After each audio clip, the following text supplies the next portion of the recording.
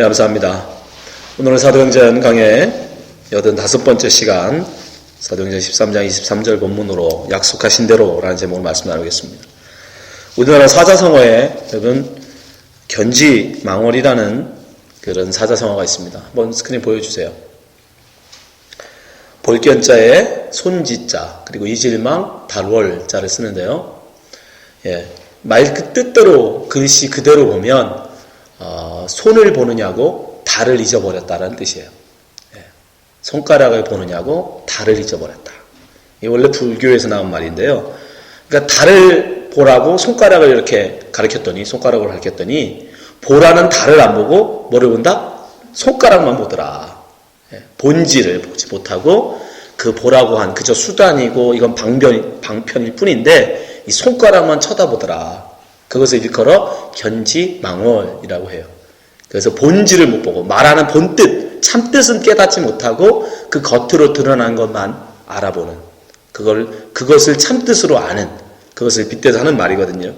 근데 오늘 본문에 우리가 성경을 오늘 그 바울 사도의 설교를 읽고 있는데 이 본문에도 보면 정말 이 견지망월의 이런 모습이 이 이스라엘 백성 속에서 나타나더라는 거예요. 오늘 본문에서 한번 어떤 그런 모습들이 있는지 우리 함께 보기 원합니다. 오늘 본문에 보면 하나님이 약속하신 대로라는 말이 나오죠. 23절 한번 보여주세요. 하나님이 약속하신 대로. 이거 누구에게 한 약속이었죠? 다윗에게 하신 약속이었어요. 그렇죠? 하나님이 다윗이라는 사람에게 어떤 약속을 하셨어요. 그리고 하나님은 그 약속대로 정말 이 사람의 후손에서 이스라엘과 예수를 보내셨어요. 하나님의 약속은 뭐예요? 예수를 보내심이에요. 예수 그리스도를 보내시겠다. 근데 이스라엘 사람들이 원래 하나님이 정말 원했던 것은 바로 다윗의 후손에서 그리스도, 메시아, 그리스도가 올 거다라는 말씀이었는데 사람들은 그것을 그렇게 이해하지 못합니다. 자, 하나님께서 다윗에게 하신 약속의 본문은 사무엘하 7장 8절에서 12절에 나오는데 한번 보겠습니다. 여러분들 눈에는 어떻게 보이는지 한번 보시기 바랍니다. 자, 다윗이 모든 대적들을 이제 다 이스라엘 왕이 되고 사울이 죽고 이스라엘 왕이 된 다음에 대적들을 다 물리치죠. 그리고 좀 평화가 찾아오니까 무엇을 하냐면 다윗이 하나님 앞에 나단 선지자를 불러서 야, 내가 하나님을 위해서 성전을 지어드리고 싶다. 하나님이 지금도 텐트에 계신다는 것이 말이 안 된다. 우리 하나님의 거룩하신 하나님에 맞게 나는 큰 성전을 드려서 봉헌하고 싶다. 라는 말을 해요. 하나님이 그게 너무 마음에 들었던 거예요. 그래서 나는 요구도 한 적도 없는데 기특한 마음. 그래서 그러면서 나단 선지자를 이 말씀을 하시는 거예요. 자, 8절입니다. 그러므로 이제 내 종 다윗에게 이와 같이 말하라. 만군의 여호와께서 이와 같이 말씀하시기를 내가 너를 목장 곧 양을 따르는 데서 데려다가 내 백성 이스라엘의 주권자를 삼고 원래 다윗이 양치기였죠. 9절 내가 가는 모든 곳에서 내가 너와 함께 있어 내 모든 원수를 내 앞에서 멸하였은즉 지금 다윗이 모든 대적들을 다 무찔렀어요. 땅 위에 위대한 자들이 이름같이 내 이름을 위대하게 만들어 주리라. 10절 내가 또 내 백성 이스라엘을 위하여 한 곳을 정하여 그를 심고 그를 거주하게 하고 다시 옮기지 못하게 하며 악한 종류로 전과 같이 그들을 해하지 못하게 하여 가나안 땅 그들이 정복한 가나안 약속의 땅을 온전히 그들에게 주시겠다는 거죠. 11절 전에 내가 사사에게 명령하여 내 백성 이스라엘 다선 때와 같지 아니하게 하고 너를 모든 원수에게서 벗어나 편히 쉬게 하리라. 여호와가 또 내게 이르노니 보세요. 여호와가 너를 위하여 집을 짓고 12절 내 수완이 차서 내 조상들과 함께 누울 때에 내가 내 몸에서 내 씨를 내 뒤에 세워 그의 나라를 견고하게 하리라. 내 씨를 내 뒤에 세워 그의 나라를 견고하게 하리라. 13절 그는 내 이름을 위하여 집을 건축하리요 할 것이요 나는 그의 나라 왕위를 영원히 견고하게 하리라. 이게 바로 하나님께서 다윗에게 하신 약속. 그래서 다윗 언약 그리고 영원히 변치 않는 약속이라는 의미에서 소급 언약이라고 해요. 근데 이것을 그 사람들이 어떻게 알아들었냐면 이스라엘 사람들은 보니까 13절에 보니까 내 이름을 위하여 집을 건축한대요. 내 씨에서 날짜를 내 뒤에 세워서 그 사람의 나라를 견고하게 할 건데 그가 내 이름을 위하여 집을 건축한대요. 근데 다윗의 정말 아들이 누가? 솔로몬이 하나님에 의해서 집을 짓죠. 성전을 건축하잖아요. 그러니까 이스라엘 사람들은 어떻게 생각하냐면 다윗의 그 아들 솔로몬 그리고 그 자손들로 이어지는 다윗 왕가가 영원히 경고한다는, 이제는 영원히 멸망하지 않을 하게 하신다는 그런 약속이구나, 그렇게 하는 거예요. 그래서 그 사람들은 다윗의 나라, 다른 말로 하면 뭐죠? 이스라엘이죠. 이스라엘의 나라가 영원히 멸망하지 않을 거라고 생각했어요. 왜? 하나님이 지키시니까. 천지를 지으신 하나님이 약속하신 거니까. 영원히 경고하려고 하셨으니까. 그래서 그 사람들은 늘 다윗의 후손, 다윗의 자손, 그 사람들의 나라가 영원히 경고해요. 그래서 북이스라엘이 멸망하고 남유다가 남았을 때도 그 사람들은 역시 다윗의 후손 지키고 있는 남유대는 멸망하지 않는구나. 그래서 그렇게 믿고 있었어요. 근데 바벨론에 의해서 어떻게 되죠? 남유대마도 멸망이 당합니다. 다윗의 후손이 왕을 하고 있는 유대마저도 멸망을 해요. 하나님이 그렇게 하신 거죠. 왜요?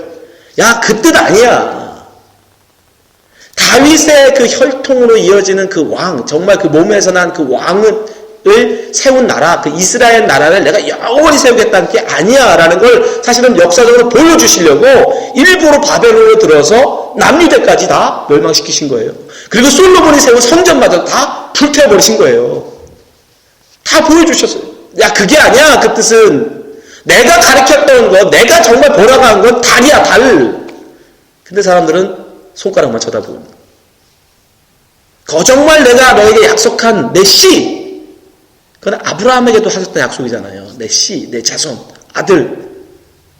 근데 사람들은 정말 다윗의 그 혈통 이어지는 그 왕, 그 왕의 나라가 영원, 그걸 나중에 이제 바벨론의 포로 간 뒤에, 다시 돌아온 뒤에 그걸 메시아 사상으로 만든, 메시아가 오신다.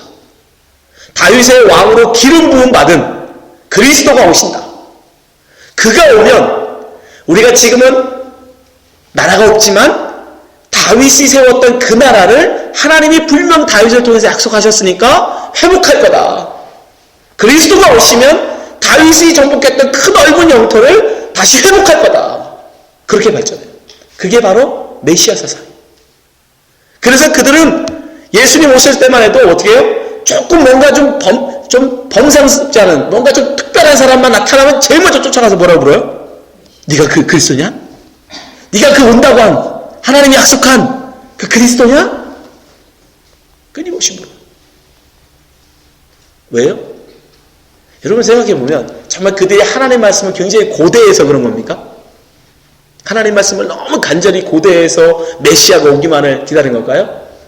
여러분 이스라엘이라는 나라가 회복돼요. 다윗은 정말 그들이 믿는 것처럼, 그들이 생각하는 메시아 사상처럼 정말 다윗의 그 후손인 어떤 그 사람이 정말 왕이 그리스도로 와서 이스라엘 나라를 회복하면 그것이 하나님께 영광입니까? 아니면 거기에 속한 유대인들 그들의 행복입니까? 굉장히 여러분 그게 결국은 뭐냐면 자기가 속한 나라잖아요. 자기가 속한 민족이잖아요. 자기 나라의 영화예요. 자기가 속한 나라가 부강해지기를 바라는 마음인 거예요. 그게 뭐 하나님의 약속의 성취? 뭐 이런 게 아니라 내가 속한 민족, 내가 속한 나라가 지금은 나라 없이 헤매고 있는데 정말 다윗이 그 누렸던 큰 대국을 이루고 싶은 그 마음. 말은 거창하게 그리스도의 메시아 사상이라고 하지만 실상은 뭐냐면 내 나라가 큰 부강한 나라가 되기를 말하는 이기적인 마음이었던 거예요. 완전히 변질된 거죠. 본 뜻이 완전히 변질된 거예요. 그래서 그들은 열심히 그리스도를 기다렸던 거예요. 메시아를 기다렸던 거예요. 갈망했던 거예요. 왜? 내가 속한 나라가 다시 부강해져요. 그래야 나도 한 자리 할 거 아닙니까? 그래야 나도 다른 나라 사람들한테 큰 소리 칠 거 아닙니까? 그 마음이었던 거예요. 그럼에도 불구하고 그들은 여전히 뭔가 나타나기만 하며 쫓아가서 당신이 그리스도냐? 침례 요한할 때도 마찬가지였죠. 요한복음 1장 19절 보세요. 유대인들이 예루살렘에서 제사장들과 레위인들을 요한에게 보내요. 내가 누구냐? 부를 때 요한이 증언하여 이르니라. 20절 요한이 드러내고 말하되 숨기지 아니하니 드러내고 하는 말이 나는 그리스도가 아니라. 나는 그리스도가 아니라. 왜? 그 사람들이 맨 먼저 그거 묻거든요. 너 그리스도냐? 네가 바로 그 그리스도냐? 21절 또 묻대. 그리스도가 아니라고 하면 그 다음 묻는 게 뭐냐면 그러면 누구냐? 너가 엘리야냐? 왜? 그리스도가 오시기 전에 엘리야가 올 거라고 그랬거든요. 말라기에 보면. 그럼 그 엘리야냐? 이르되 나는 아니라. 또 뭐 어때? 내가 그 선지자냐? 이 선지자가 누구예요? 그 선지자? 모세에게 약속하지. 모세가 말한 나와 같은 선지자. 그 선지자냐? 아니라. 이들이 굉장히 하나님의 약속의 말씀을 기대하고 고대하는 것 같지만 실상은 그게 아니에요. 유대인들의 실상은 내가 속한 나라, 내가 속한 민족 부강해지길 바라는 거예요. 하나님의 약속의 말씀을, 다윗을 통한 하나님의 언약의 말씀을 내 민족, 내 나라 입장에서 해석하는 거예요. 그걸 우리나라 말로 뭐라고 해요? 아전인수격이라고 해요. 내 논에만, 내 밭에만 문을 대고 싶은 거예요. 다른 사람들 논에는 물을 안 대고 모든 물이 내 밭으로만 오게 하는 거예요. 그걸 아전인수라고 하죠. 하나님의 말씀을, 하나님의 약속의 말씀을 내 나라, 내 민족 입장에서 보고 해석하는 거예요. 정말 가르치시는, 하나님이 정말 말하고자 하는 본질, 본뜻은 모르고 그냥 내가 보고 싶은 대로, 내가 생각하고 싶은 대로, 내가 원하는 대로 그들이 하나님의 말씀을 지금 해석하고 있다. 그러나 정말 그 속에 담겨있는 하나님의 이 언약 속에 담겨있는, 다윗 언약 속에 담겨있는 탐뜻이 뭡니까? 사무엘하 7장 12절 한번 다시 보세요. 내 수완이 차서 내 조상들과 함께 누울 때에 내가 내 몸에서 날 내 씨를 내 뒤에 세워 그의 나라를 견고하게 하리라. 하나님이 다윗에게만 새로운 언약을 하신 게 아니에요. 이 언약은 이미 누구와? 아브라함과 하신 언약이에요. 아브라함에게 뭐라고 하셨어요? 내가 내 씨로 복을 받게 하리라. 그 씨, 그 자손. 근데 아브라함도 처음에는 그 씨가 뭐라고 생각했죠? 내가 낳은 아들이 그 씨라고 생각했어요. 자손이라고 하니까 씨라고 번역된 이 제라라는 이 히브리어는 원래 아들이라고 번역을 해도 되고 자손이라고 번역해도 되고 후손이라고 번역해도 돼요. 예. 그러니까 그렇게 알아들은 거예요. 아, 내가 낳은 아들. 그래서 아들을 낳아야겠구나. 그래서 하가를 통해서 아들을 낳은 거예요. 근데 하나님이 아니라고 그게 아니다. 바로 그리스도를 이미 알거든요. 이건 창세기에 이미 여자의 후손, 그 후손이라는 단어도 제라, 씨예요, 씨. 자손, 후손. 그러니까 이 약속의 말씀은 단지 다윗에게만 하신 게 아니라 그리스도를 보내실 하나님의 언약의 말씀이었던 거예요.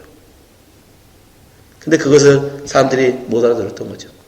그래서 예수님도 예수님 당시에 오셔서 뭐라고 하냐면, 야, 그리스도에 대한 약속이지 정말 다윗의 몸에서 나는 어떤 그 후손, 그 아들들, 그거를 의미하는 게 아니다. 그러면서 예수님이 그거에 대해서 분명히 얘기하세요. 그리스도는 다윗의 정말 그 씨로 이어지는 그런 아들이 아니다. 자, 마태복음 22절 42절 보세요. 너희는 그리스도에 대해 어떻게 생각하느냐? 이거 예수님이 하신 말씀이군요. 누구의 자손이냐? 대답하되 다윗의 자손이다. 다 그렇게 알고 있었거든요. 다윗의 자손, 다윗의 아들. 43절. 이르시되 그러면 다윗이 성령에 감동하여 어찌하여 그리스도를 주라 칭하여 말하되. 44절. 주께서 내 주께 이르시되 내가 내 원수를 내 발 아래 둘 때까지 내 옆에 앉아 있으라 하셨도다 하였느냐. 이거 다윗이 쓴 시편이거든요. 110편. 거기에 나오는 이야기예요. 예수님이 그걸 인용하시는 거예요. 45절. 다윗이 그리스도를 주라 칭하였은즉 어찌 그의 자손이 되겠느냐. 46절. 한마디도 능히 대답하는 자가 없고 그나보다 감히 그에게 묻는 자도 없더라. 여러분, 자손, 그냥 그 제라라는 단어를 자손, 후손으로만 보면 다윗의 후손으로, 정말 후손이면 다윗과 같은 동시대에 있을 수 있어요, 없어요? 아니, 제 후손들이 여러분 저하고 같이 있으면 제 후손입니까, 그게? 제 후손이 될 수 없죠. 제 손자, 증손자, 고손자가 어떻게 저 같은 시대에 있을 수 있어요? 그리고 그 사람을 어떻게 일컬어 내가 그 사람을 나의 주라고 부르겠습니까? 그럴 수는 없죠. 그 얘기하는 거예요. 어떻게 정말 다윗의 니들이 해석하는 대로 다윗의 후손이라고 말한다면 어떻게 다윗이 그 후손을 향해서 그리스도를 향해서 주라고 부르냐? 그러니까 그게 아니다. 정말 니들이 생각하는 정말 다윗의 혈통으로 난 어떤 그 후손이 오는 게 아니다. 그걸 말씀하시는 거예요. 시편 110편에 보면 다윗이 기록한 거예요. 여호와께서 내 주께서 말씀하시기를 여호와가 있고 내 주가 있죠. 내 주. 이 내 주가 바로 그리스도거든요. 내가 내 원수들로 내 발판이 되게 하기까지 너는 내 오른편에 앉아 있으라. 하나님 오른편에 앉을 수 있는 자가 누굽니까, 여러분? 하나님 오른편에, 우편에 앉을 수 있는 자. 예, 성자밖에 없잖아요. 성자. 하나님 보좌 우편에 앉을 수 있는 성자고. 그러니까 지금 다윗은 누구를 봤냐면 성자를 본 거예요. 그리고 그분이 그리스도, 메시아로 오신다는 걸 안 거예요. 여러분, 다윗은 알았어요. 다윗은 하나님이 다윗의 언약을 통해서 너의 후손, 내 씨 중에서 내가 하나를 세워 그로 내 집을 세우고 그의 나라가 영원히 경고하리라, 그 말의 뜻을 알아들었어요. 그리스도가 나의 후손으로 오실 거고 그분이 땅에 오시면 하나님의 집, 그 뭐예요? 예수 그리스도의 죽었다 다시 살아나심, 그것을 말하는 거예요. 예수 그리스도의 몸이 그 성전이거든요. 그러니까 죽었다가 다 일으키신다는 건 그걸 의미하는 거예요. 예수 그리스도의 부활. 그리고 그의 나라가 영원한다는 건 다윗이 세운 나라가 영원하다는 뜻이 아니라 예수 그리스도가 세우신 나라가 영원할 거다라는 얘기예요. 그분이 세운 교회가 영원할 거다. 그게 원래 본 뜻이란 말이에요. 그걸 다윗은 알아들었어요. 그래서 다윗은 시편 110편을 고백한 거예요. 여호와께서 내 주께 그분의 나라가 영원할 거다라는. 근데 사람들은, 유대인들은 그걸 못 알아들어요. 그리고 그저 하나님이 가리키는 손가락만 쳐다보고 있는 거예요. 그리고 자기 좋은 대로, 자기가 원하는 대로 하나님의 약속의 말씀을 해석하고 있는 거예요. 오늘 그래서 바울 사도도요, 보면은 이 사람들이 다윗의 후손 하도 쓰면서 그것을 잘못된 생각으로 쓰니까 오늘 뭐라고 표현하냐면 사람의 후손이라고 표현해요. 자, 보세요. 사도행전 13장 23절 보세요. 하나님이 약속하신 대로 다윗과의 언약에 대한 얘기죠. 이 사람의 후손에서, 다윗의 후손이라는 말을 안 써요. 사람의 후손에서 이스라엘을 위하여 구주를 세웠으니 곧 예수라. 성경 어디에도 사람의 후손이라는 말은 없습니다. 근데 일부러 바울 사도가 여기서 다윗의 후손이라는 말을 사람들이 오역하니까, 잘못 해석하니까, 자기 좋은 대로 해석해버리니까 일부러 이 사람의 후손이라고 다윗이라는 이름을 쓰지 않아요. 여러분, 이거 굉장히 그래서 중요한 문제예요. 오늘 우리가 이 본문을 통해서 무엇을 깨달으냐면 하나님의 말씀을 우리도 혹시 이렇게 해석하고 있지는 않는가? 아전인수격으로. 그저 내가 원하는 대로, 내가 좋은 대로, 내가 바라는 대로 하나님의 말씀을 우리가 해석하고 있지 않는가? 근데 성경은 이미 이러한 우리의 모습들을 베드로를 통해서 예언하셨어요. 경고하셨어요. 베드로후서 1장 20절 21절 한번 보세요. 먼저 알 것은 성경의 모든 예언은 사사로이 풀 것이 아니니, 나오죠. 사사로이. 개인적으로, 이기적으로, 자기의 뜻대로라는 뜻이에요. 사사로이. 자기 좋은 대로. 21절. 예언은 언제든지 사람의 뜻을 낸 것이 아니요 오직 성령의 감동하심을 받은 사람들이 하나님께 받아 말한 것입니다. 사사로이, 개인적으로 자기 좋은 대로 성경을 풀지 말라라고 분명히 경고합니다. 여러분 그렇게 성경을 사사로이 개인적으로 아주 인수격으로 해석을 하고 그렇게 알아들으면 문제가 뭐냐면 단지 어리석으로 끝나는 게 아니에요. 이스라엘 민족처럼 엉뚱한 그리스도를 기다리고 바라는 그런 어리석은 정도로 끝나는 게 아닙니다. 요한계시록에 보면 뭐라고 하냐면 그건 멸망에 이르게 된다라고 경고합니다. 요한계시록 20장 18절 보세요. 내가 이 두루마리의 예언의 말씀을 듣는 모든 사람에게 증언하노니. 아까 베드로가 분명히 했죠? 예언의 말씀, 하나님의 말씀, 성경을 사사로이 풀지 마라. 그 예언의 말씀들 지금 나오죠? 모든 사람에게 증언하노니 만일 누구든지 이것들 외에 더하면 하나님이 이 두루마리에 기록된 재앙들을 그에게 더하실 것이요. 만일 누구든지 이 두루마리의 예언의 말씀에서 제하여 버리면 하나님이 이 두루마리에 기록된 생명나무와 및 거룩한 성의 참여함을 제하여 버리시리라. 그래서 여러분 성경을 함부로 사사로이 해석하시면 안 돼요. 풀면 안 돼요. 그러면 잘못하면 우리는 보라는 달은 안 쳐다보고 손가락만 쳐다보는 우를 범하게 돼요. 그럼 우리 어떻게 해야 됩니까? 그러면 성경은 옛날 중세시대처럼 공부한 신학자들, 목사들만 해석하고 평신도들은, 성도들은 성경책 아예 갖지도 말고 읽지도 말고 보지도 말아야 됩니까?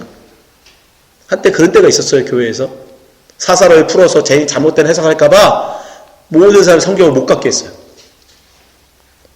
아니죠. 반대죠. 더 열심히 성경을 봐야죠. 그런가 하여 하나님 말씀이 그런가 하여 여러분 더 열심히 하나님의 말씀을 봐야죠.創세기부터 계시록까지 성경은 모든 것이 짜 맞춰져 있어요. 그 때문에 한 군데만 파가지고 여러분 그것만 쳐다보고 그것을 내 원하는 대로 내 입맛에 맞는 대로 하나님 말씀 해석하시면 안 돼요. 그 말씀이 내가 그렇게 봤는데 그게 다른 복음서와 다른 성경과 대치되지는 않는지 부딪히지는 않는지 전체로 종합적으로 하나님의 말씀을 보셔야 됩니다. 그래서 오늘 말씀 안 들어 하나님의 약속하신 대로 하나님의 말씀 예수 그리스도를 보내셨어요. 그러나 유대인들은 그 약속을 자기 입맛대로 바꿨어요. 자기 입맛대로 해석했어요. 그리고 여전히 지금도 그 그리스도를 기다립니다. 자기들이 원하는 그리스도, 자기들의 나라를 부강해 줄 그 메시아 여전히 기다리고 있어요. 여러분 이 자리에 계신 모든 분들은 정말 하나님의 그 참뜻, 하나님이 정말 말씀을 통해서 전하시고자 하는 그 본뜻, 정말 하나님의 말씀을 날마다 열심히 상고하심으로 말미암아 하나님이 우리에게 전하고자 하시는 참뜻, 본뜻을 깨달아서 하나님의 말씀에 온전히 순종하시는 성도 되시기를 주님으로 축원합니다. 기도하겠습니다.